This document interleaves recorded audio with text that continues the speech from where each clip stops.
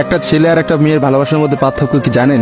একটা মেয়ে একটা ছেলেকে পাগলের মতো ততক্ষণ পর্যন্ত ভালোবাসে যতক্ষণ পর্যন্ত না সেই মেয়েটা ওই ছেলেটার থেকে ভালো কাউকে পায়। আর একটা ছেলে যখন একটা মেয়েকে ভালোবাসে, তাকে যদি পৃথিবীর সব থেকে সুন্দর মেয়েটাকেও এনে দেওয়া হয়, তবু ওই ছেলেটা তার সেই ভালোবাসার মানুষটাকেই চয়েস করবে। এটাই হচ্ছে একটা ছেলে আর একটা মেয়ের ভালোবাসার মধ্যে পার্থক্য। কারণ ছেলেরা কোনো সময় বেটার অপশন খোঁজে না, ছেলেরা সবসময় তার শান্তির জায়গাটা খোঁজে। আর একটা ছেলে একটা মেয়েকে যতটা ভালোবাসতে পারে, একটা মেয়ে তার এক গুণও ভালোবাসতে পারে না। ছেলেদের ভালোবাসাটা ভয়ঙ্কর রকমের সুন্দর হয়, কারণ একটা ছেলে যখন একটা মেয়েকে মন থেকে ভালোবাসে, সেই মেয়েটার থেকে ভালো কোনো অপশন সে কখনো মাথার মধ্যে চিন্তাই করে না। ছেলেদের ভালোবাসার সাথে কারোর ভালোবাসার তুলনা করা যায় না। ছেলেরা তাদের ভালোবাসার মানুষটাকে যেমন অন্য কারোর সাথে সহ্য করতে পারে না, ঠিক তেমনি একটা ছেলে কখনোই তার ভালোবাসার মানুষটাকে রেখে অন্য কোনো মানুষের পেছনে কখনো ঘুরঘুর করে না। ছেলেরা কখনো কোনো বেটার অপশন বা কোনো সুন্দরী মেয়ে দেখলে তার গার্লফ্রেন্ডকে ভুলে যেতে পারে না।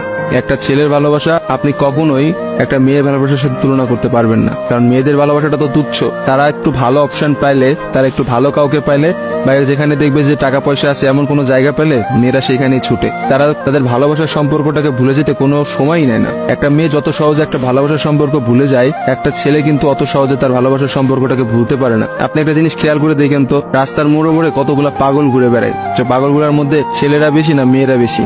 আসলে নারীর ছলনার কাছে হেরে গিয়ে কিন্তু ছেলেরা পাগল হয়ে যায়। আর তারাই কিন্তু সমাজে নানা রকম জায়গায় ঘুরে বেড়ায়।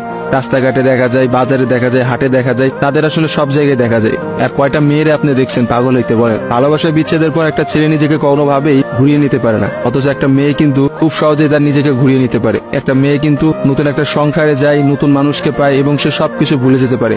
আসলে ভাই, নারীদের ছলনা বোঝার ক্ষমতা না ছেলেদের এখনো হয় নাই। একটা কথা আছে, ইতিহাস কিন্তু সাক্ষী যে নারীরা কিন্তু চরম ছলনাময়ী। আপনি কখনোই একটা নারীর ছলনা ধরতে পারবেন না। একটা ছেলে কখনোই একটা নারীর ছলনা বুঝতে পারে না। একটা নারী আসলে কি করতেছে বা তার মধ্যে কি চলতেছে, এটা কখনোই তার মুখ দেখে বা তার সাথে মিশে আপনি বুঝতে পারবেন না। অথচ একটা ছেলে, সে কিন্তু কখনো ছলনা করে না। ছেলেদের মানুষের মধ্যে কিন্তু কখনো কোনো ছলনা থাকে না। তারা কিন্তু নিঃস্বার্থভাবে তার প্রিয় মানুষকে ভালোবেসে যায়। দিন শেষে দেখা যায় যে প্রত্যেকটা ছেলেই কিন্তু মেয়েদের কাছে ঠকে যায়। দেখা যায় তার ভালোবাসার মানুষটা কিন্তু একটা সময় বলে, তোমার থেকে ওই ছেলেটা অনেক ভালো, তোমার থেকে ওই ছেলেটা অনেক বেশি টাকা পয়সা আছে, বা তোমার থেকে ওই ছেলেটা অনেক বেশি ভালো অবস্থানে আছে। এইসব কথা বলে কিন্তু একটা মেয়ে খুব সহজে একটা সম্পর্ক নষ্ট করে দেয়। কিন্তু আপনি কি দেখাইতে পারবেন যে কোনো ছেলে কোনো মেয়েকে বলছে যে তোমার থেকে ওই মেয়েটা অনেক ভালো, বা ওই মেয়েটা তোমার থেকে অনেক ভালো অবস্থানে আছে, আজকে আমি তোমাকে ছেড়ে দিচ্ছি ওর কারণে? কখনোই দেখতে পাবেন না। কারণ একটা ছেলে কখনোই তার প্রিয় মানুষটাকে অন্য কোনো মেয়ের জন্য ছেড়ে যায় না। আর আপনাকে আমি হাজার হাজার এমন অপশন দেখাইতে পারবো যেখানে হাজারটা মেয়ে হাজারটা ছেলেকে এই বেটার অপশনের কথা বলে ছেড়ে চলে গেছে।